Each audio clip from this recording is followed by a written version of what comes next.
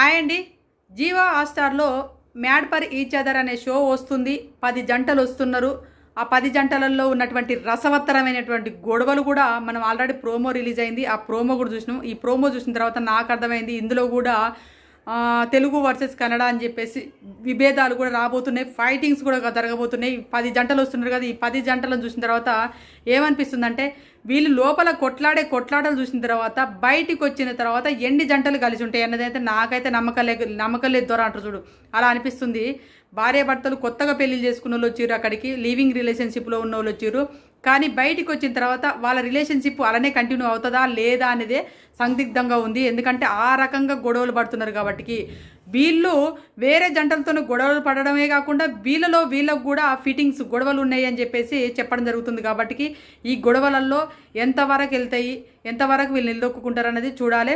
అదేవిధంగా ఇళ్ళని emotions, fun, frustrations అన్నీ కలిగినటువంటి ఈ 'మ్యాడ్ ఫర్ ఈచ్ అదర్' అనే షో రాబోతుంది. ఇందులో జడ్జెస్గా వచ్చేసి అనిల్ రావుపూడి గారు, రాధ గారు, లయ గారు జడ్జెస్గా ఉంటారు. హోస్టింగ్ వచ్చేసి శ్రీముఖి గారు హోస్టింగ్ చేయబోతున్నారు. ఆల్రెడీ ఈ షో రన్ అయ్యింది. మనకు వచ్చేసి మార్చి 15th ఈ షో స్టార్ట్ అవ్వబోతుంది. జియో హాట్‌స్టార్ మా టీవీలో స్టార్ట్ అవ్వబోతుంది. ముఖ్యంగా చెప్పాలంటే ఆల్రెడీ ఒక ఎలిమినేషన్ అనేది కూడా జరిగిపోయింది.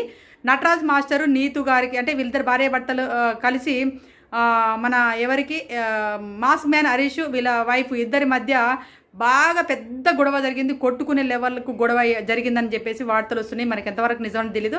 ఆల్రెడీ మాస్క్ మ్యాన్ హరీష్ వాళ్ళ వైఫ్ ఇద్దరు ఎలిమినేషన్ అనేది కూడా జరిగిపోయింది. కానీ ఇందులో ముఖ్యమైనది ఏంటంటే మనము ఓటింగ్ వేసేసి వీళ్ళను ముందుకు తీసుకెళ్లే అది షో అయితే కాదు. వాళ్ళలో వాళ్ళే ఎలిమినేషన్ చేసేసుకోవాలి, వాళ్ళలో వాళ్ళే కొట్లాడుకోవాలి, వాళ్ళు కొట్లాడుకుంటూ ప్లస్ భార్యాభర్తల మధ్య కూడా అండర్స్టాండింగ్ కూడా ఉండాలి. కాబట్టి ఈ షో ఎంతవరకు సక్సెస్ అవుతుంది అనేది చూడాలి. మనకు మార్చి 15th స్టార్ట్ అవ్వబోతుంది. చూడండి ఏంటంటే ఆల్రెడీ మన ప్రోమో చూసినప్పుడు అర్థమవుతుంది. ఇల్లో క్యాస్టు తర్వాత తెలుగు వర్సెస్ కన్నడ అనే భేదాలు కూడా వస్తున్నాయి. మరి నిజానికి తెలుగు వర్సెస్ కన్నడ అని చెప్పినప్పుడు మాటి వాళ్ళు మరి కన్నడ తెలుగు వాళ్ళని తీసేసుకొని తెలుగు షో అని పెట్టుంటే బాగుండేది. ఎందుకో తెలియదు ప్రతిసారి తెలుగు వర్సెస్ కన్నడ అని చెప్పేసి భేదాలు అయితే రావడం జరుగుతుంది.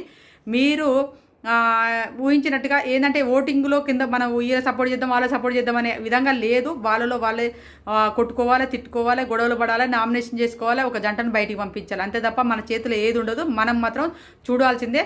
70 days వస్తుంది, ఇది 70 రోజులు వస్తుంది. మళ్ళీ నెక్స్ట్ బిగ్ బాస్ వచ్చే వరకు కూడా ఈ షో రన్ అయ్యే అవకాశాలు అయితే కనబడుతున్నాయి. ఈ వీడియో నచ్చిందనుకో ప్లీజ్ దయచేసి లైక్ చేయండి, ఛానల్ సబ్స్క్రైబ్ చేసుకోండి.